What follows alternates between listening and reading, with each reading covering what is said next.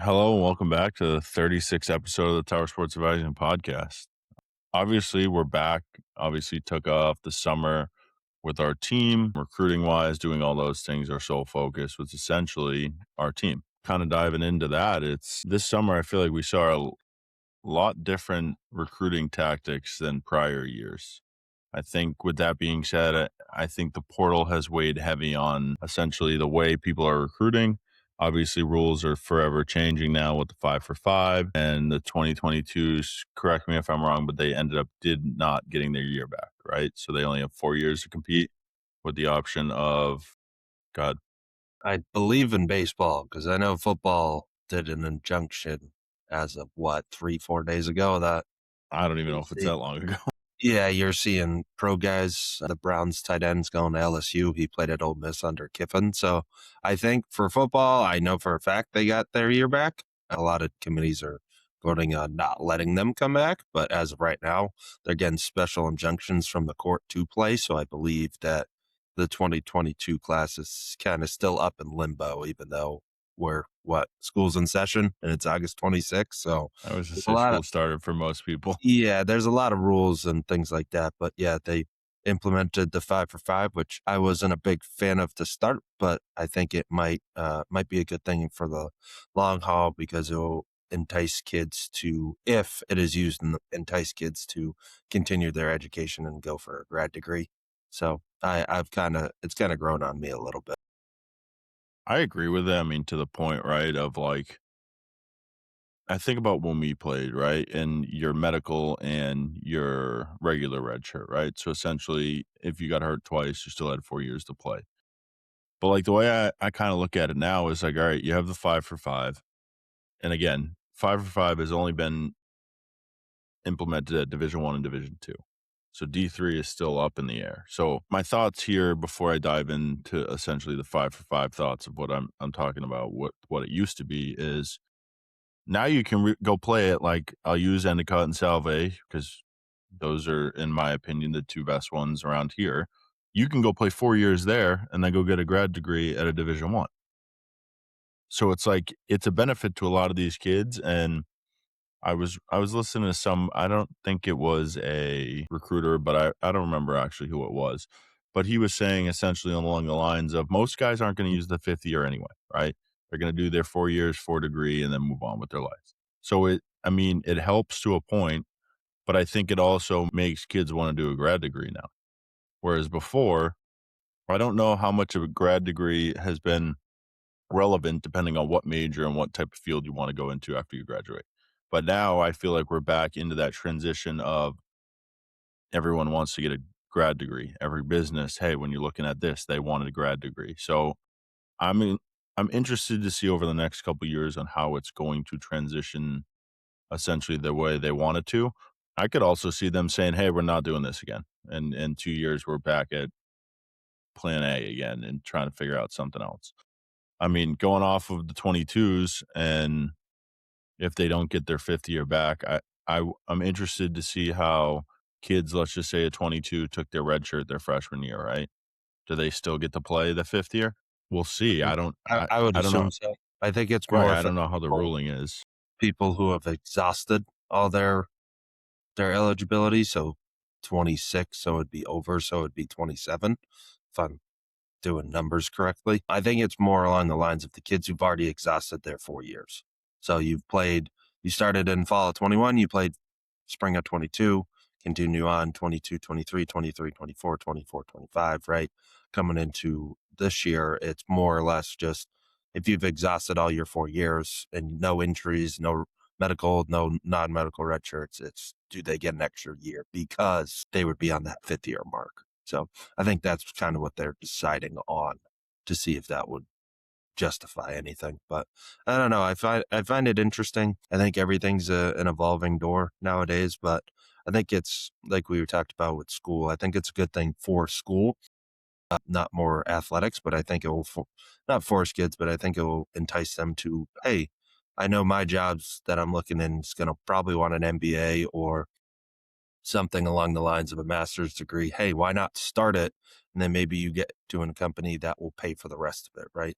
You see a lot of kids will do that where coaches will have that kid for 1 year and they'll give him a lot of money. So maybe he gets that fifth year for free, essentially, and then he gets a job and then the business pays for the rest of the school. So I think it could be used for a lot, but we've seen it in our years of just watching sports and coaching it now. A lot of things get abused. So there's a lot of dark avenues that this can go down, but I hope it's used for the better than it is for the worse. I mean, I think if we stick to the plan here of essentially let's just 5 for 5, right? There's no you can't fight it, you can't do this. I think in my opinion, right, that's the only way any of this COVID extra years, whatever you wanna call it at this point, right? I think that's the only way to do it. I'm interested with the 5th year. I'd love to see a study on, like, the class coming in now, right? The 26 class, right?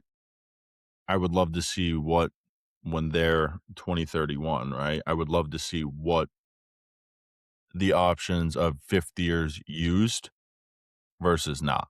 Because it might be honestly the same as we're using now, right? Like, there might be kids might play their 4 years and they're out.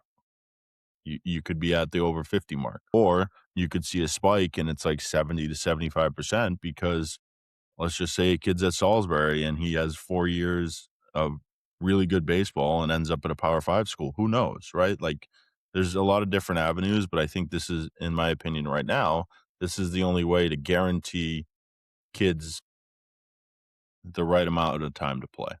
I think Because one I thing don't Go ahead. is I don't know if they voted on this yet. I know we've heard some rumblings about it from other coaches, but I think one thing that would make the system proper and it would make the 5 for 5 the way it should be is you get a one-time transfer.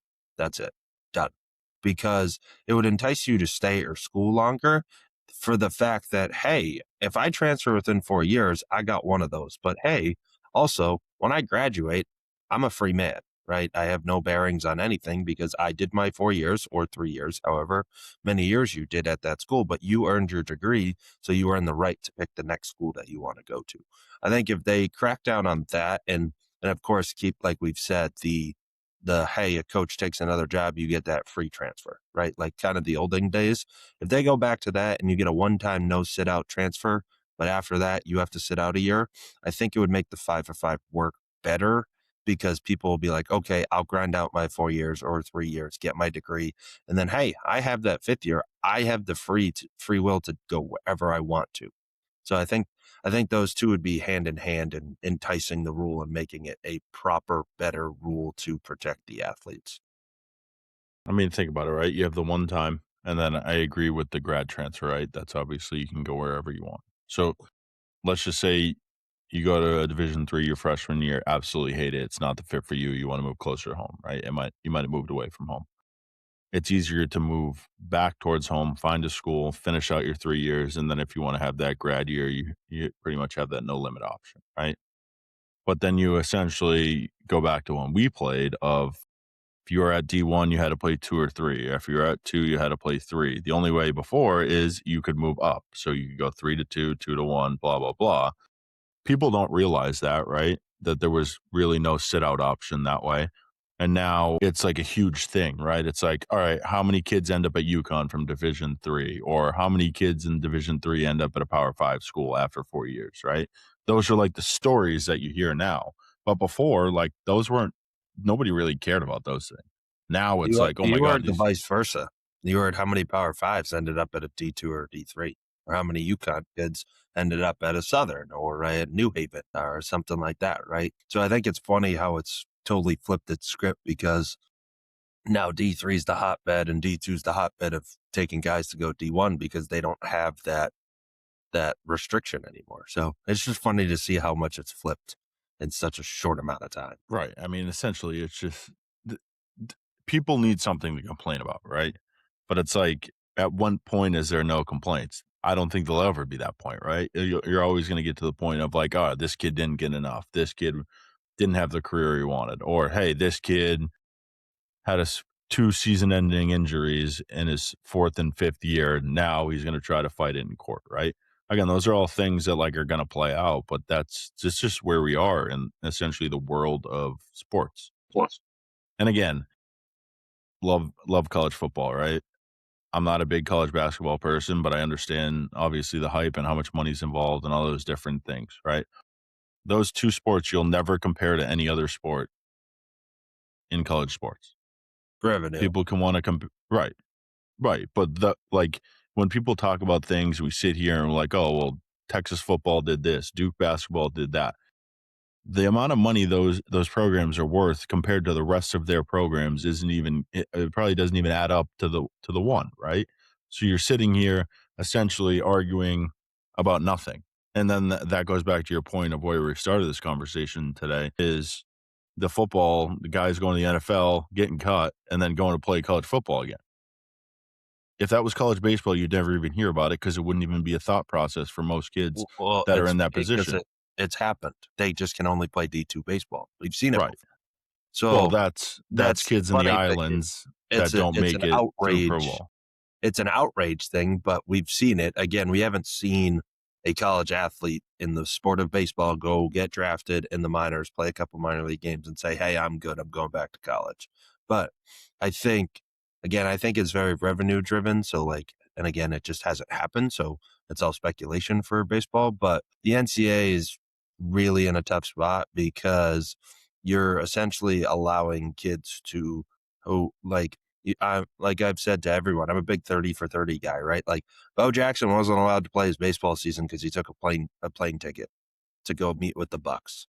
Everybody knows that story. If you don't, he was going to get drafted in the NFL as the first overall pick. Tampa Bay had the pick. They flew him out during baseball season. They paid for his ticket. He couldn't play the rest of the season. But now we're letting guys get drafted and come back. You know what I mean? Like it's just crazy to see what was it, 2020? 19 when NLI got I think or it was in the NIL. middle. Yeah, it was in the middle It's of that. it's crazy the Pandora's box we have opened if you look at what college sports used to be and what they used to be like. This is a big no-no. Now it's guys can be pro guys. Like one of the guys going back to college had 2 sacks in a preseason game. Like he's 3 weeks away from the season and he's allowed to go play college sports. That never happened. You know what I mean? It's just weird to see what is allowed and what's not allowed. And again, I think it's all revenue driven. That's why baseball, it hasn't really been that big of a deal because it hasn't happened yet. I mean, I'm not gonna keep us long on this part, but, like, boosters have always been a thing, right? Yeah. For all these different high level, let's say, Division I Power 5 it was Power 5 at that point, right? But Power 5 conferences. And, like, there is probably so many untold stories of boosters that just your mom came to campus and left with a Porsche, or you showed up on campus and your family had a house, right? Like those are things and stories that we'll probably never even hear about, but those happen more often than not just to get big recruits on campus. Again, don't need to touch on that, but like that's always happened. Yeah, some people have gotten caught, yes, and they're, in my opinion, hilarious stories because it's like he got a $3.4 million house, 2 Porsches, and whatever else he wanted, right? So it's like you're always going to hear these things, but not to harp on it too much, but like it's always been there, and people want to deny it, but I'm like, any good football team ever has had boosters. Yeah. I just think the one last thing, it's the fact of your amateurism. That's what the NCAA has always been about is amateurism. So as soon as you declare pro, it used to be if you signed an agent, you were no longer an amateur. Now, obviously, with the NIL and all that stuff, you can have an agent throughout high school and college and stuff like that. That doesn't depict you're an amateur, but what depicts you're an amateur anymore, right? Like if you can go to the NFL and be on a roster or go to the NBA and be on a G League team, which you're still an affiliate, and now you can go back to college and it goes from professional back to amateur. That is the big focal point that the NCAA needs to figure out because that's always been a thing, regardless of who's giving backdoor deals for money and everything like that, who's Well, paying dude, mom and dad. who's the South Carolina quarterback? Well, if you're getting into Sellers is graduating. He's a smart Right, man. and he He's has an graduating intern. in Right, 3 years. So like for him, that's different. He's doing his 4 years in 3 years. That it's going and to he have has an value. internship at a golf course. Yeah. But But he earned the right to but do that. people but here's my point of it. People are making a big deal about it because it's his internship, And but they because have it's no football. idea. Right, and because it's football, but they have no idea what, "Alright, he's graduating early," or Yeah. vice versa, He's or all the brilliant. He's a Right. 3-year he's gonna be a junior graduating. Good for But him. that's the headline we're making today. Correct. But I just think That's the what needs to be decided is what is an amateur? Because RJ Lewis going back to LSU or wherever he's going, he got traded in the NBA. Traded. So that means he's a professional. And now he's got an injunction ruling. Now he's a amateur again. That's the whole thing that just needs to be figured out. All right, I want to essentially shout out our class of 2027. I'm going to start with our commits, and then I'll start with our team commits. Our commits: Caden Carr, Russell Sage, Colin Nichol, Salve Regina, Nico Versus, Rhode Island College, Brian DeMello, Endicott College, Terrence Mullen, Wentworth Institute of Technology, Dustin Pitty, University of Pitt. And then our other guys on our team, essentially, that we coached this summer: AJ Feinstein, Mitchell College, Braden Jago, Hofstra University, and then Dylan Davis, Trinity College. So pretty much going in to this is kind of going to tie into essentially our 2028 conversation piece today. And then obviously I want to talk about the way I saw this summer for travel ball with showcases, tournaments, and the way college recruiting, in my opinion, happened this summer from what I saw essentially on a field, right? The way I look at it, right, is your travel baseball has now become this popularized thing, right? Every kid needs to play. Okay. And my kid's going to this tournament. My kid's going to that tournament. This kid's going to that tournament, right? Like I always say, do your research. And again, I'm in the travel ball field, right? Like that is probably my main job outside of doing this. I think we've gotten to the point where there's way too many teams. And I think I always joke with parents and players, I'm like, there'll never be a super team again, right? There are super teams, right? But you're going to have to go play for Canes National, Dirtbags National, ZT National.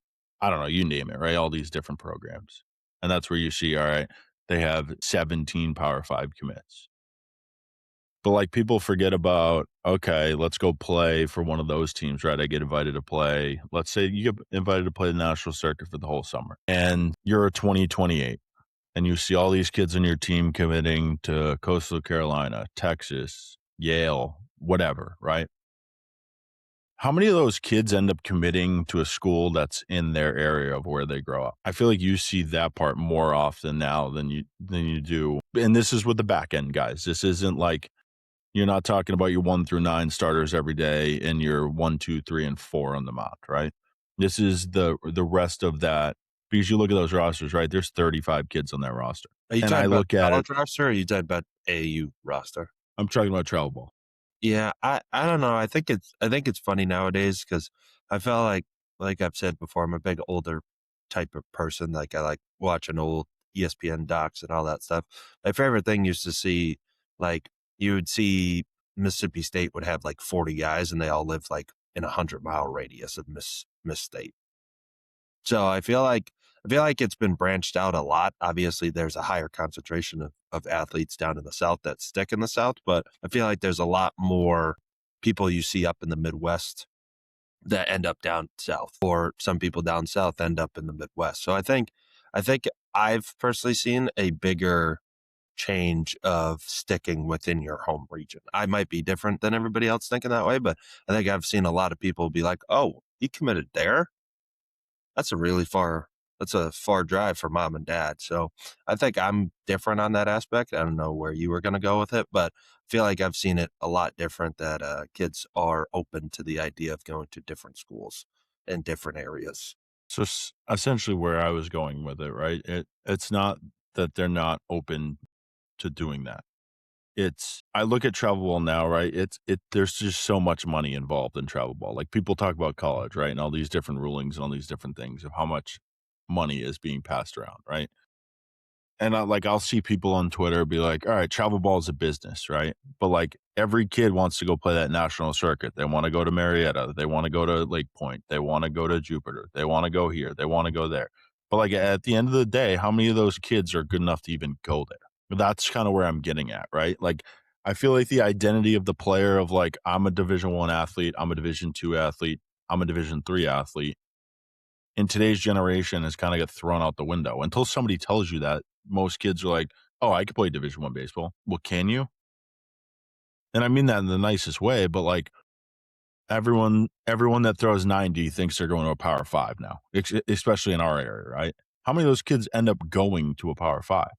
Most of those kids end up at Fairfield, UConn, and there's nothing against that, right? That's the best Central, any right, that's the Sacred best Heart, fit for all them. those. And we've gotten to the point where kids will look at it and be like, that you'll have conversations with parents and those kids, and they'll be like, "Yeah, it's not good enough." Dude, you're playing Division I baseball. Mhm, It's like you were joking with me with the kid that sent me the video of that was I think he said Eastern, right? He was like up to 95 or whatever. That kid plays at Eastern Connecticut, and there's nothing wrong with that, but that kid's throwing 95, and you're a high school, let's call it junior going into senior year, and you're at 88 to 90, and we're in the middle of August, and you're not committed, but you played on all these national teams, and you're coming back essentially for a fall season, and where are you going to end up? mhm. It's I supply and think that demand just like right, anything else. right, and I'm not picking on any of those teams. I think what those teams do is great, but I think the ability for players that deserve to play at those levels is a lot different, and this is where it goes into Power 5, right? Essentially, those circuits are Power 5, right? On all our kids, I named one kid that committed to a Power 5, right? That kid did the national circuit. That kid committed to a power, we'll call it a Power 4 school 2 weeks ago. Think about that. So people are sitting here like, "Oh, I'm not committed, I'm not committed, I'm not committed," right? That kid 2 weeks ago just committed to a Power 4 school when probably 90% of those Power 4 schools were committing kids at the beginning of their junior year. Yeah, they were probably already on their 28 class. Right. But Yeah, you're just it's just like there's a never ending cycle of it, right? And the more people, essentially college coaches that I talk to, are like, dude, we don't know what we're doing here with the 5 for 5 ruling, or who we're bringing in, or who's leaving, or who we got. Like, you'd be shocked at how many of these colleges actually have an open 27 class still, whether it's yeah, D1, D2, D3. that's what I was gonna say is I think our own biased, we're like, "Oh, yeah, they're probably done. Yeah, they're done." Like, we know that, and then they'll commit a kid, like, a week ago, and you're like, "Oh, they're not done." So I think our own bias and thought process hinders us from going, "Hey, you got any interest in this kid?" Because we're like, "Oh, you're probably done. Why even ask the question?" It's the age old saying of you can't get a yes unless you ask for something. That's what I think we've got to the point with a little bit. And then we start diving into deeper conversation. We realize they don't have as many people as we think they have. Cause we're like, oh yeah, they probably are already done. They're already on 28 class started. They're probably on their 28s. Meanwhile, they barely have half of their 27s and they're still looking for 27s. So I think it's our own biases and the way we think because we put them higher up on the pedestal because we've watched what they've done and we've seen them be successful. So we just assume, and that's what kind of bites you in the butt sometimes because you might miss out on someone because you didn't ask that question. Hey, you still need a right-handed pitcher, or hey, we got this left fielder that could probably make a jump and probably be a pretty good player for you because we hindered ourselves from asking that question. But I think it also goes back to we don't really know what's going on because I don't think a lot of people know what's going on because there's so many ever changing parts with what everything's going on with rulings and everything. But like the strongest piece of what you just said, right, is the whole part of connections. And I say it all the time. If you don't have connections to these schools, you're never gonna know, right? And it's like these kids sit here and they go to camp after camp after camp after camp, and they get nothing out of it, right? And that's not me saying don't go to college camps. I think they're very beneficial for a lot of kids, right? But if you want to go to UNH and they're not recruiting a catcher, and you've gone to 3 camps, it's time to sit here and be like, they're probably not taking me, right? And I think that's one of the biggest misconceptions in college baseball today, and especially recruiting, is kids. I'll see these kids and they'll post 3 different times on Twitter that they've been to the same camp. Okay, 1, you're narrowing your options. 2, if you're there for the second or third time, unless you were invited back, they probably don't want you. What And what that's has changed? okay. Right. You're not gonna go from a 1.9 pop time to a 1.7.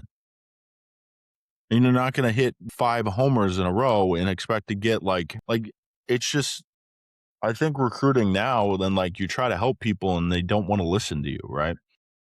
But if your dream school doesn't need a catcher and you're a catcher, you got to move on.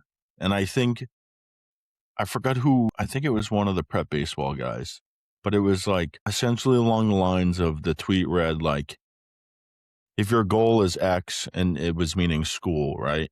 If your goal is X and you get an offer from a school in the same conference, what's the difference? And I like thought about it for like a little bit. And essentially I was like, you're still going to play them. You're still going to play in the same conference.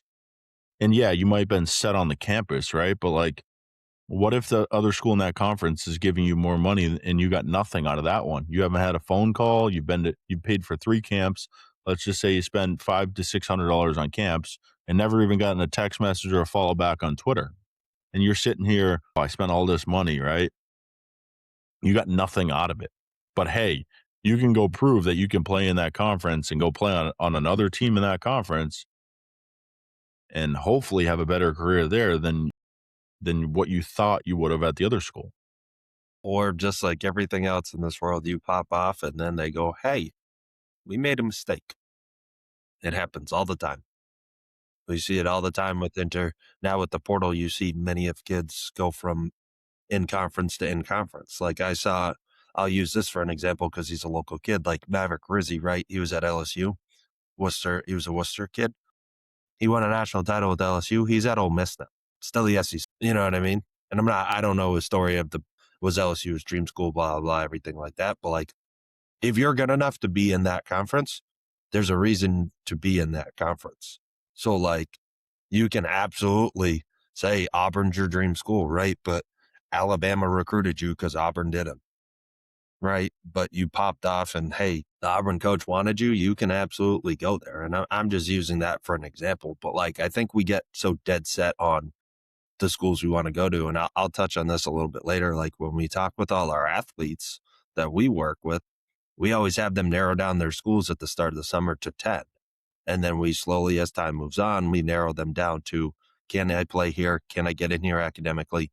Are they recruiting my position? So like, there's a lot of questions that we ask. And I think it stems back to, we've had some kids be like, I'm dead set on going to the school. And then it comes August and they're like, I don't have any offers. And then they're freaking out.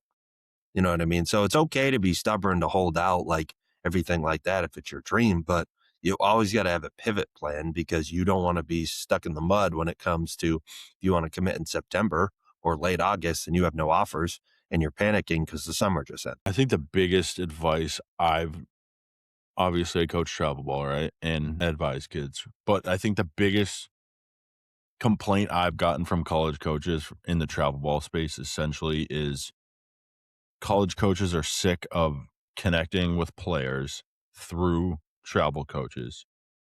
And essentially from there, it's just leading them.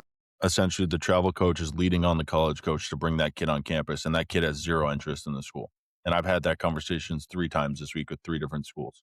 But at the same time, like a lot of the kids that I've sent essentially that we've committed now, right? Those coaches have thanked me in the end because they're like, you're not sitting here wasting my time with a kid that does not want to come to my school. Like if he does not want to come to my school, it's okay, right? And I'm going to go 2 directions with this. Okay. Let's just say you're only a Division III guy. Great. Awesome. Nothing wrong with that, right? Still playing college baseball, still going to get a degree, still going to have a successful career and move on and get a job in your life that probably benefits what you want to do, right? There's kids that are just Division III, right? So you sit here, we make a plan, we start in the fall, right? Your recruiting isn't really starting until about August 10th, we'll call it, of this year. And you were just a junior that whole time. You played your fall season, you had a winter break, and then you had your high school season, summer ball season, and then your recruiting started. So like it does suck to sit here and say, damn, all my friends are committing and I'm not committing. Well, your time hasn't started, right? And I think from most of the conversations that we've had with college coaches is Division III recruiting doesn't even essentially have any interest until after the Boston Open for New England schools, right? That's for D3 schools. So that's when they start bringing kids on campus. Essentially, that's the period where D3 coaches have said, if the Division I and Division II kid haven't seen this kid, I'm going to take my chances now, which is fine, right? So that's a good thing for kids to hear in today's world of, all right, if I live in New England, Boston Open's going on, and then Division III schools are gonna start contacting me, that's a good thing to know, right? And I've heard that from multiple people because they don't wanna essentially, I'm gonna say waste their time as Division III coaches. They're not wasting their time, but they also know that most of these kids are gonna be a reach for them, and they're gonna end up at a school that they're just gonna end up wasting their time. Where else I can go with this? The second part of what I was trying to get at here essentially is I'm sick of talking to recruits and saying that's not good enough for me. That's like the biggest thing I can, if you could take anything out of today's pod, I'm sick of hearing that's not good enough. Because how many times you see on TV, I mean, School Bowl, right? Got one offer. Yes, it was a Division I offer, right? What was it, Seattle U, if I'm correct? Seattle, you. All right, that guy's in the big leagues. He's won a Cy Young, right? And he's just my example that I can think of off the top of my head. But how many different times have you heard, and again, if your goal isn't to play in the big leagues, that's totally fine. But how many times have you, I can think of it right here, how many kids I know that have gotten one total offer, and that might be one, two, or three. And it's, we're in the world of, hey, that's not good enough for me. But the recruit can't tell you why that's not good enough for him. And I can tell you my honest opinion on why it's not good enough for him. It's because the recruit, a 16, 17-year-old kid, is sitting here saying, I'm embarrassed because this is my only interest right now. Instead of looking at it, this is an opportunity to continue my career. Because all it takes is one coach to continue your career. But we're in the world of saying it's not really good enough for me. What that tells me as a coach, as a parent, as a recruiter, that means you just don't want it. And that may be hard to say, right?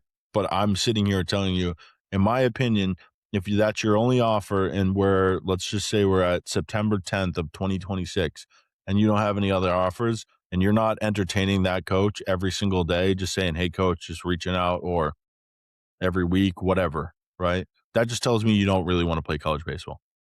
It's not about what my future looks like. It's what's the school, right? It's what the logo looks like. It's all these different things. And I think that's hurt kids more in 25 and 26 than it's benefited. And now I have kids that I will say, hey, that's probably not a fit for you. And that might not, I'm not going off of just the one, right? But I'm going off of a school might reach out and we go by their list of 10, right? And maybe we're down to 5 at that point. But that might be an option, that might not be an option. And I think a lot of kids are like hesitant to go take visits, but I'm at an awe on how a 16, 17-year-old kid can say that's not good enough when they don't even know what college baseball is like. I think the only time you can ever say that is if you're dead set on a major. And I think I'll bring that up with one of our recruits, right? Like Terrence. G-Money was very vocal about how he wanted to study engineering. So we tailored his plan to what schools in New England that I know of that he could be interested in and start reaching out. He had a couple schools interested in him and we're like, do they have engineering? And he was like, no. And I go, okay, that's great. I go, you respectfully say, hey, coach, I'm not interested on the pure fact that I'm dead set on this major. That is the only time I will ever have one of our kids reach out and be like, hey, coach, I have no interest, because any interest is good interest. But when you're dead set on something, we make sure you are dead set on your goals, right? So like your goal is, I want to study engineering. Okay. Find the 8 to 10 schools. I don't even think there's 10 schools in New England that are like the cream of the crop for engineering. And then you reach out to those schools. So I just want to bring that up to make sure people understood the difference of if you're There dead set is on 10, major. but that's throwing in all the Division I, 2, and 3s. There's a Yeah. little bit more than 10. So like the people who are like political science major or computer science majors, right? Like it's very hard to be able to play at a school that also has your major. So that's the only time I wanted to bring that. Like I said, I wanted to bring that up because we're not telling you, hey, if you're like this major, oh, entertain the offer because you might change your mind. If you're dead set on something, we were totally okay with that. And we work with you to make sure you find a school that fits your needs. But that's the only time I ever tell someone that, hey, they're allowed to tell a coach, I have no interest. And it's purely based off their academic. Right. And it goes back to essentially, I think everyone in today's world that was a college coach wants to be a recruiter, right? Like that's kind of where we've gotten to. Like I almost see people opening recruiting businesses more than I see kids getting nuked college head coaching or assistant coaching or graduate positions, right? And one of the parents sent me the thing on the baseball, New England Baseball Journal, which again, I haven't looked at that since we were kids, right? Like since you were a prospect and like you got named in it or whatever.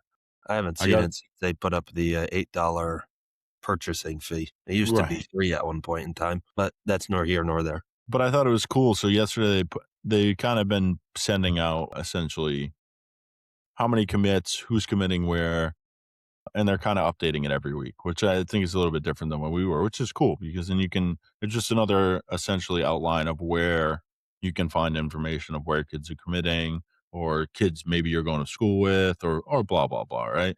There's 200 prospects in the class of 2027 to make college commitments. 120 announced their plans in July or August, which is pretty cool to see. Bishop Hendrickson has more commits in the 27 class than any other high school or prep program in New England with 9. Loomis Chaffee and Winchendon School each have 6. Belmont Hill and Mass and Trumbull, Connecticut have 5 each. The other part that I thought was cool is it says among travel programs, Northeast Baseball has the most commits with 16, which rightfully so. That's how it's been our entire life. Right, since I played, which is what? I'm going to be 32, so like 20, let's call it 20 years ago. Yeah, I'd say 15, 16 years ago. But then it goes, and then this was a cool part to me. It says among travel baseball programs, NEB has 16. MVP New England is right behind with 15, which Burns is killing it over there at MVP because I think he's at 26 now.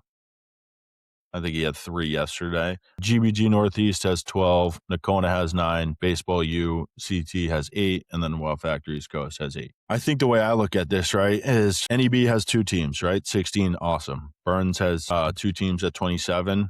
I reached out to Burns probably a week ago, and he's like, I'll probably end up with like 33 to 35, which is crazy to say, right? But that's just saying, hey, out of his 2 teams, all of them are committing. Or most of them that end up wanting to play are going to commit, which is cool. GBG, who always has guys, like we say. Nakona, which you coached last summer, so they had a pretty legit team. Baseball U always has a ton of guys. And then for us, AJ just committed, end of last week, so that would go up to 9. So that means 9 out of, I think, 14 of our guys. 15, I It's think. Yeah. 14 or 15 have Which would committed. probably have a couple more coming soon, right? So we could probably Yeah. have 11 or 12 pretty soon. And we'll have a guy that doesn't want to play college baseball, which is totally fine, right? Really But fun. this is the hard part of recruiting and travel baseball, right? If you name those programs I just named, NEB has kids from all over, right? Which is totally fine. Essentially, they're a national team, like real national, but they're in New England. So it's kind of like I don't want to say it's like a double standard, but like any of those kids that play in Patterson's program could go play on any of those other national teams wherever they are around the country. But the best part is he goes and plays that schedule. What does Burns do? Goes and plays that schedule, right? For us, I don't harp on that schedule because I don't want to sit here and have parents pay $8 million in hotel fees all summer to spend 3 weeks in Hoover or a week in Hoover, a week in Georgia, a week in Jupiter, and then fly home, right? Because if you look at where our commits are, most of our commits are in New England, which is totally fine, right? But that our kids knew where they were going to play college baseball. And I think that's something that I learned early, and I kind of wish I did as a kid. Is I think our recruiting thing was different. It was really who was the best school that was going to either throw us money or have the best opportunity to play. And I didn't really have. I could remember before I even committed, I had no idea where I wanted to go to school. I remember Dad coming in one day from work and going, "Any clue where you want to go?" No idea. So like that's what I think like our personal connection with coaching the kids and helping them with recruiting is getting that forefront of what schools they're interested in going to and being able to get them in front of them. A lot of people that we've sent kids there, we know them, we know the coaches personally, so we can have them come out and watch them play and they trust our opinions on the players. But that's kind of like what you said, like why go play in Hoover, Alabama? I'll be the first one to say it. I don't think even our best player could go play at Alabama, right? Like, so what's the point of having him go play in front of Coach Vaughn and his staff when we know they're recruiting so much, I'm not trying to be mean, but much better talent down south, right? Like you said, it's better to stay where you are. And I think it just makes it more accessible to be like, hey, you text a Salve Regina assistant, or you text an Endicott assistant, or you text one of the coaches in Connecticut, Rhode Island, whatever it may be. Just, hey, we're playing here this weekend. We think this kid could play for you. Come watch them play. And most likely they're going to be there anyways, but it's the pure fact that we can have them come watch them play. And we know it's not going to take away from their daily schedule of, well, they have to drive 3 hours to go watch them play, because they're going to be at the same place anyways. So I think it's not specializing, I guess I would say, our schedule. It's just organizing it smartly, because we evaluate and we ask a lot of questions on where our kids want to go, because we're trying to get them the best opportunity to go to the schools that they want to go to.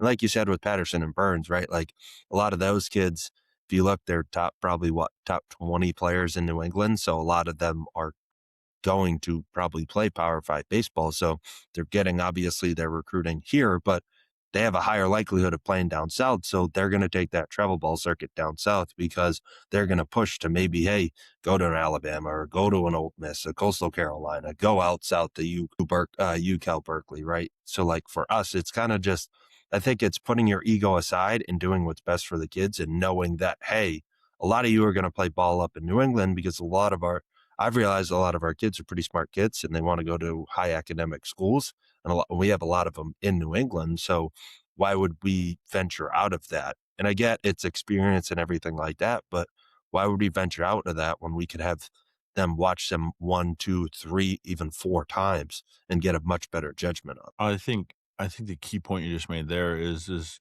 you're gonna lose kids to other programs, right? I'm not gonna name drop anybody here, but, like, I was talking to one of my old college coaches that runs a program in Mass, and they have an alliance of, if a kid, it's essentially like the portal, right? Is if one kid leaves a program and he shows up at, I think there's 6 programs that are, like, in this, like, alliance, we'll call it. If one of the kids that played on a different team shows up at your tryout, you have to call the program owner of that program that kid played at before you can take that kid on your roster. And I thought to myself, that was cool to hear, because, again, change is always good for a player, right? I think change is one of the biggest things that helps a lot of kids, right? But in travel ball today, it's just who can hide behind whose back to join another team, right? It's never the player wants to have the conversation, the parent wants to have the conversation. You just see either the new program that he's in their Instagram or Twitter bio, or you hear down the pipeline from somebody else that he ended up there, right? Because you're not going to return your phone calls. So it's, you give these kids all the respect in the world, right? Like, there's a lot of guys I have respect for that coach travel baseball. But then you'll have the other kid that does that same thing and doesn't realize that, hey, I played college baseball with X. And they're going to reach out to me and say, hey, why is your kid at my tryout? But they won't return your phone call of why they're not playing, or, hey, maybe they're going to say, hey, we're going to take the fall off. Most kids are never taking the fall off, right? But it's, the one thing I can say is be genuine throughout the process, right? Be honest. If you didn't like something we did, fine, tell us. I'm a human. I mess up, right? But I'm still going to help guide you. Even there's guys that have played in other programs that I've made phone calls for this summer. I did the same thing. Right. But it's that they don't know that, right? That the player never knows that. But they might show up on campus one day and be like, hey, do you know Coach Tower reached out for you, and maybe that's the reason why you're here? They won't know that, right? Or they might never know that. But there's different kids that I knew that were going on visits to certain places that I reached out and said, to a college coach, hey, you should get this guy, right?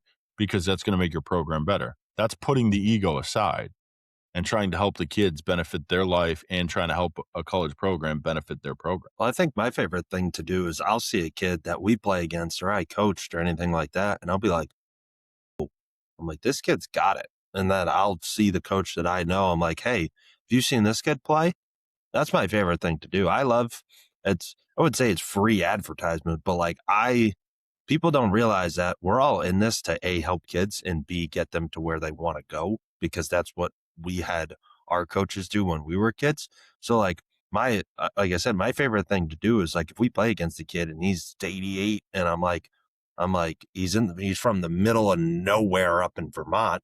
I'll be like, hey, have you seen this kid? I was like, this kid's legit. So like, I feel like some people do that and all of us talk anyways, but like we said, like if someone leaves our program, it's no hard feelings if you do it the right way. It's the record or didn't have a phone call, just said I'm good, blah blah, this and this. It's like I remember when we played GBG and we lost that game to go to the playoffs. I remember we were talking to our team. I was like, is there anything that we're doing wrong?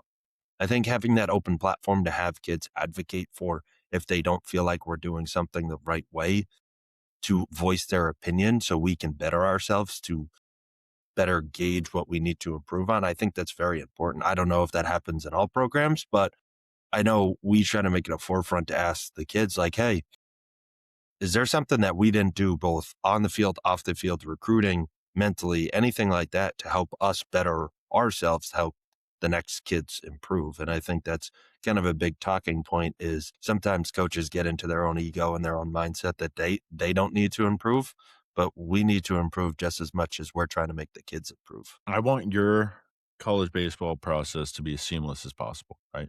I want you to have the visits you want to go on. I want you to have interests. I want you to have the major that you want to choose. I want you to have the area of essentially where you want to spend the 4 years of college, right? But like at some point, it has to come, everybody has to be on the same page and everybody has to be realistic, right? If I coach a kid in the summer and he works with a different recruiter, I could care less, right? I'm still going to help that kid. Okay. But you got to be honest. You got to tell me, hey, he's reached out to this guy, or hey, he's reached out to this guy, or hey, this guy's coming to see me today. Like, can you make sure I'm catching these innings? Because he's going to be here for that. Yeah. Like, but I think the key piece of what you said, right, is the honesty part. I feel like people are so afraid to tell people, hey, I'm working with this guy, or hey, I'm playing for this team, right? Like, I could care less what travel baseball team you play for. I really could care less. But if you need help and you need guidance and you're not getting it and you're a 27 sitting here saying, "Hey, I have no interest," you probably need help. And it's okay to ask for help, right? But that's where the ego part of people come into play and we sit here and are like, "I could help that kid." Or I have a kid that used to play for me that 3 coaches reached out to me and wanted an honest opinion. That kid has no idea, still to this day, and he's still uncommitted. Did I say what I should have said? Absolutely. Great kid, great family, really good at baseball. Doesn't play in my program anymore. Nothing wrong with that. And they were like, "Thanks for the honest opinion. We really like him." And I go, "Yeah, it's a good gift for you." I'm never gonna sit here and bash a kid or a family or a program or any of those things, right? Because that's not what all of this is about. Essentially, that goes into, like, kind of the last piece of essentially travel ball that I wanna talk about, right? It's I think the best way to put this in the nicest way possible is look at your schedule, look at the track record of recruits, right? And when you get sent your fall doesn't really count, right? Because kids are playing football, soccer, basketball, whatever they play. But it's okay if it doesn't say 14 perfect game tournaments, like or 14 prospect select or this or that or Diamond Nation or any of those things, right? Every team is different. The needs of each team is tailored differently. But at the same time, like be honest with yourself of like, do I really need to go play 4 local perfect game tournaments, or can I go play 3 at the Sportsplex and do a Southern camp and get the same benefit out of it? Yeah, I mean, I was going to touch on it. Like for me, like coaches are right back in the swing of things. I know we kind of touched on it, right? School starts like D1s probably start what, 4 or 5 days. You played D1, so you would know more. But like, I know when we were at Pierce, we had D1, our, I know some D1s are already back. yeah. So I know when we were at Pierce, right? Like we had our first meeting would be next Thursday, and then we would start that weekend. We had tryouts. So like, and then D3, you start a little bit later just because it's the lay of the land. But like, coaches really have a tough time because the fall is very, very important to establish a lot of things and everything like that and get a good understanding of what they have going into the season. But what I was going to say is like, I think team camps are great for the fall. And I think if I'm not a huge advocate, I know you've said it a lot. I've said it to you a lot. I'm not the biggest advocate on fall baseball because if you play another sport, and we have a couple of kids that play football and stuff like that, but if you don't have a fall sport, like if you just play baseball, it's good to play baseball. It's good to play in the fall and get at bats and throw and obviously tailor it to things like that. But I think team camps are great. And I think just playing games on the weekend and honestly having fun, because what's the pressure? I say there's no pressure in baseball in general, but what's the pressure of just playing in the fall and then going home and watching college football and watching the NFL, right? Like you get a couple games. But going back to being a kid, right? Like, Yeah. that's the other part that kids forget is, like, you're still a kid, right? It's okay to wanna go to your Friday night football game and watch your buddies play, or it's Yeah. okay to play in it, right? Yeah. But at the same time, like, if you're a 27 right now and you're not committed, and this is my honest take on it, right? If you're a 27, you're playing football and you're not committed and your goal is to play college baseball, What are you doing? right, what are we doing? And again, I've had a couple conversations with our guys that play football, and they're like, "I don't know if I wanna play, blah, blah, blah." I'm like, "What's your goal?" And they go, "Play college baseball." And I go, You're not committed." Now, if you're committed and you're the high school quarterback, great. Go play high school. Don't worry about football because it's the last I'm pro football, right? I love football. But at the same time, like, if you're committed and you wanna go play if you're playing college baseball, you're already committed, you know what school you're going to, you've accepted your admissions process, you're all good, you're ready to sign, sealed, and delivered, right? Great. Go be the starting quarterback. But if your goal isn't to play college football and you're not playing fall baseball as a 27, I don't know how lucky you're gonna be to get signed as a senior, right? And going into your let's call it winter showcase. I don't even know what those are called. Winter camps, essentially. It's called get ready for the spring season. Was what Right. that's called. But we sit here and we're like, all right, well, I want to play. Well, all right. The summer is 8 weeks for most teams, right? Maybe a little less. Yeah, this summer packed in felt absolutely wild. It felt like I got home and we were already back on the road, right? And if you play the national circuit, you're legitimately never home. It's a And like, never I ending get it. process. Kids want a break, right? And then there's some kids that'll text me every day and say, "Hey, I'm bored." And I texted one of our guys the other day and I said, "I'm bored. This is weird not playing baseball." But kids also are being kids right now, right? And then they're getting ready for fall ball or football and fall ball or whatever, vice versa, right? But if you don't have a home, it's hard to say, "Hey, I really want to do this." And that doesn't mean, "Hey, give up football," right? But there you can find time after football practice, take fly balls, take ground balls, hit BP, do those things, right? And hey, maybe you play one game a weekend. Maybe your team's in a tournament, you can only play one depending on football rules. Sweet. One game is better than none. Yeah. Well, it's like my favorite thing, right? Like we joked with our shortstop, Braden Jago, going to Hofstra. He committed, and we're like, "All right, Braden, go play quarterback. You're good." Go play 7-on-7s. Yeah, like, and we'll talk about him. Like, he missed a game because his high school football coach wanted to be there for 7-on-7. I get it. He's a senior quarterback. They care awfully a lot about football in Trumbull, just like our town did when you were in high school, and even after that, right? So, like, we were like, "Hey, man, go do your thing. Go have fun on 7-on-7," because his journey isn't over, but his process com- essentially is over, right? So he did his job. He got into the school he wanted to go to. He signed, sealed, and delivered. He gets to enjoy the fall. Not saying you can't enjoy the fall uncommitted, but he know his future is clear. For the kids that aren't committed right now, if you're sitting there just going, coach is gonna call me. Yeah, this coach, I was talking to that coach. Yeah, we're in talks, right?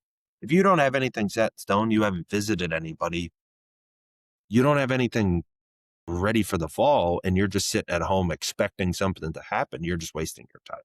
Like I said, I don't like pro fall ball, but if you're someone who has nothing else to do, and the reason I was anti fall ball is because we always played fall sports. So like I played soccer, you played football. So it's like, it's a lot to do it. But if you have the ability, if you play football and soccer, to play that one game on a weekend because it's 20 minutes from your house, go play that game. You never know who's going to be there. And on the flip side, if you don't play a fall sport because you specialized in baseball and you're taking the fall off, but you say you specialized it, are you actually specializing it, or are you just using that as an excuse to not do something? And you find that happen a lot. And I know we have a lot of kids returning for our team, and I'm excited. Like, it was weird to have, what, 3 weeks off? It felt like we were, It was weird to have 3 weeks off, and I think we had, what, 3 commits at yeah. that point? And it just feels like, it's like, what do we do? I know we start in 2 weeks or whatever, but like, I'm like, oh my God, like, what do we do? And we're seeing a lot of the kids that are uncommitted, even committed, coming back just because they want to get some at bats or throw some innings. And I know I'm going to touch on it a little bit. Like, Colin Nichols going to Salve, like, how many times have I yelled at him to not pick up a baseball and just hit the gym and do stuff like that? Because I'm on the side of he's thrown a lot, he's done his job, but now it's time to the fall for him. I know he plays golf, right, in the fall, if I'm not mistaken. So for him, he gets to play golf, have fun. If he wants to throw an inning on the weekend and throw 20, 25 pitches and then just lift and run and do everything like that, be a kid, I'm totally okay with it, right? And I think I don't know if we were going to touch on it a little bit, but I think everybody's thing is different. But for Well, you now it's pitchers just out there, creating a plan, right? Like, yeah, these for kids you don't have pitchers out plans. there, essentially, like I was a victim of Tommy John, even though I didn't even pitch, but I feel like it's more prevalent every single day. Like your junior, so now your senior fall is a very big proponent on what you are next year. So coaches recruit you, you're signed, sealed, and delivered right at what you are right now, but they're expecting that little jump. And I don't mean by velo or anything like that, or you run a faster 60. It's they want to see you maybe grow an inch or two. I know that's all up to God, and if your growth plates are still open, but they want to see you running a lot or getting on a lifting program or you bulking up. I know I say it a ton. Our kids yell at me all the time because I yell at them to eat a lot of food and lift because when they're done, it's all about maintaining your health, but also improving your body so you're ready to go. Because think about it, your fall's over and then you hit the winter and then your spring and then you're ready for school. Like school comes fast. And some people might not play summer ball. I know the CCBL has been great for the kids going into college. Massachusetts kind of has the same usual where you kind of play the men's league type situation, but the CCBL Well, has been, they have the Western Mass team in the CCBL now. do they? Yeah. But the CCBL has been great where it allows high school seniors to go play there before they go off to college. So it allows them to play against good competition. But I think having a plan going into the fall for kids who play football or soccer or don't, it's having a plan on what you're going to do, regardless if you're committed or not committed, because I know I'm going to be yelling at kids when we have them in 2 weeks of, hey, have you been eating? Hey, have you been lifting? Hey, I know you've been doing this, this, and this, but have you been doing what you're supposed to be doing? And I think that's our job as coaches to make sure that's ingrained in their heads enough where they go, Coach, can you shut up? Because you've just been repeating yourself like a parrot the whole time that we've been hanging out. Right, essentially, like, if I have a kid, right, obviously, she's 1, but if I have a kid and he's a 2028 right now, and you're signed up for a fall ball team already, essentially look at what the schedule looks like, right? If it's up to your standard, great, stay in that program. Does that coach have connections? Like, these are things you need to start asking yourself of, you can look at this program, right? And I just named off 5 of the ones essentially in New England with their commits, right? I think the only one missing on there is the Scorpions because I think they have a ton of commits in that 27 class, but it is what it is, right? Do your homework, right? And it's okay to make a jump at 17U, but make sure you're making the right jump, right? If you're in that junior year going into senior year and you need to make a jump, make a jump. Nobody's gonna hurt you for making that jump. The only person you're gonna hurt is yourself for staying comfortable in the situation you're in to not benefit your career. And I think the last thing for me is now that it's getting a little bit colder, fall's coming around, football's starting, go take those visits, take as many as you can because the campus is going to be as beautiful as it is during the fall. The leaves start changing. It gets a little bit colder, turns sweatpants and sweatshirt weather. Go take your visits because I know a lot of our guys are like, oh, I didn't get to do this, this, and this. But if a coach wants you on campus, go take the visit. You got nothing else to do. I can assure you, you have nothing else to do. Right. And if a travel ball coach tells you you can't go on a visit, miss a game, there's a problem there. Yeah, I haven't seen You're that always yet. Maybe you have, but If that's not what your goal is, then you're in the wrong. Correct. The last thing, obviously, I just want to touch on, Fury, is essentially anything for the 28s, like what Same they thing should be if you doing. go back to the when we started the pod last year, right? Enjoy your time. There's kids who have already committed. Awesome. Good for them. But the journey hasn't changed. So what if we continue doing this podcast 5 years down the line and we're on the 2033 class? I'm gonna say the same thing for the 2034 class. Like kids are gonna commit because it just is what it is. It's the nature of the beast. That has no involvement in what you're doing, but it's mostly it goes back to the same thing of the guys that are 27s, right? Like you still have improvements to be made, and your junior fall is just as important as your senior fall because your junior fall sets you up for your junior year, which if you pop off, a lot of coaches will start taking mind. And even if you don't pop off at bad numbers, but you got bigger, you got faster, you got stronger, and you had an uptick in velo or uptick in exit velo, I don't care about, but a lot of people do, or you ran a faster 60, you got from a 7.4 to a 7.1, that shows improvement. Again, you're 15, 16 years old. Coaches want to see improvement because they've seen you at camps and everything like that. And they might have checked you down as, hey, needs work or blah, blah, blah, work in progress, that type of thing. But then you come back and you're like, this kid's turning into the real deal. So my advice to to the 28s is never going to change unless the rules completely go against them, which it hasn't really. I think the rules have kind of helped them a little bit, but just keep doing your thing. And like I said, I'll never change the way I think about the incoming junior classes. Kids commit, awesome. Don't be jealous that don't compare yourself to someone else. It's your journey and just keep enjoying it. And again, have fun. Don't lose the fun in it because once you do, it's baseball's not going to be the sport for you. I think the only thing obviously everything you said I would keep, right? But I think the one thing that I can attest to after like revisiting my message from the 27 class is I think take the baseball aside, right? I think in the fall, if I'm a 28, I see as many campuses as I can. What I mean by that is, let's just say you can play D1, D2, D3, go see an Ivy, go see an SCAC, go see like a Central Connecticut, or go see an Eastern, go see what Southern's like, maybe go visit Post, right? And this isn't as a baseball thing. This is if you don't have any visits lined up, right? I think the value in today's world of the way recruits are moving is the campus means a lot to them, which I respect that decision, but you need to figure out what you want. And I think the easiest time for a lot of these kids to go see those things is the fall. Because once baseball season rolls around and for one for college and two for your high school, there isn't time to go visit, right?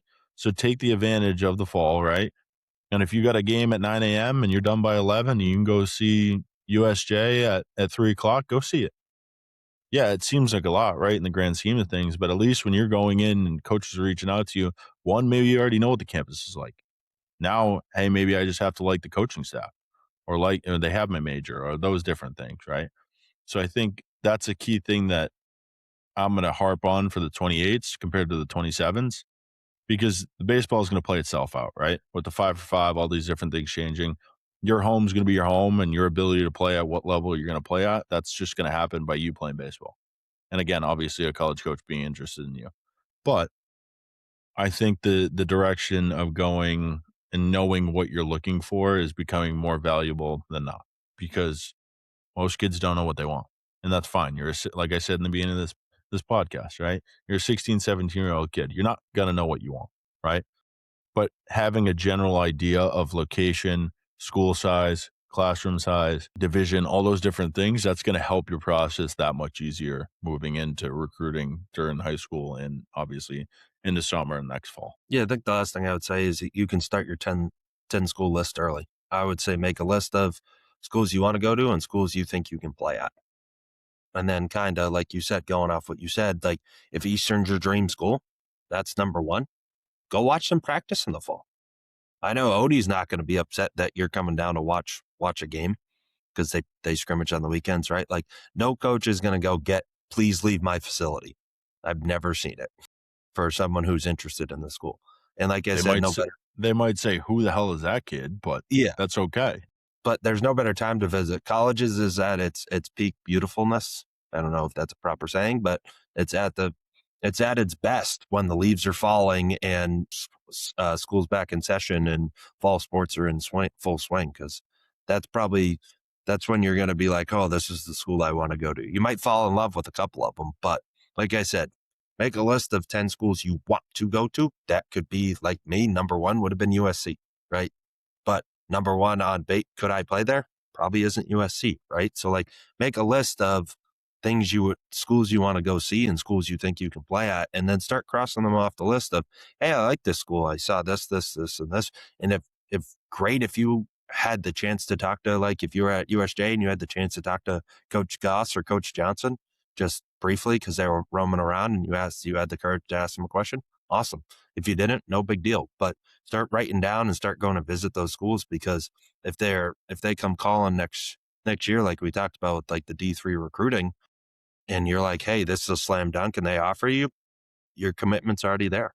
Right. So it's better to be ahead of things and on top of it, and then instead of on your heels when it comes your time. Anything else? No, we don't have any quick hitters today. I was going to say we should take an odds on whose team goes farther in the college football playoff to start, but you guys are better than us, so then we don't play. That's Well, really all you guys play this. You guys play this weekend, right? yeah, play San Jose Week State. 0. I would hope we'd win, but I think my last thing is for if you guys have heard our podcast enough, we love football, so please enjoy football just like everybody else is, because we're recording this on Wednesday. We're 3 days away from football being back in our lives, so please enjoy it as much as we do, because the fall goes fast and then it goes right into winter and then it's right back in. Next thing you know, it's baseball season again. So, and then last thing I think I would say Go is ahead. with it, baseball being in full swing, guys, watch MLB baseball. It's a hard product to watch for me. I had arguments with a couple of my friends yesterday about it, but this is the peak of baseball right now, because we're getting into September and we're going into the October chase and everything like that. Like, you're going to see the best of the best, because you're going to see teams separate themselves to being in a playoff race or being having to wait for next April. So enjoy October or enjoy September and October sports, because that's the best. I think about the last thing I was going to say is Nike is back making baseball gloves again. Is it just for pitchers? No, Really? Texas. I saw Texas post a video yesterday. Full Nike glove day. Okay. So My all-time favorite glove is a Nike pitcher glove, which I need to find one. But I'm interested to see Nike diving back into college baseball gloves. I feel like during our time, that was like the cool schools, right? Michigan State, UConn had a Nike deal, Texas. Yep. I try to steal Coach Dez's glove at UConn every time I go there, because he's got his Nike UConn glove and it's my favorite thing in the world.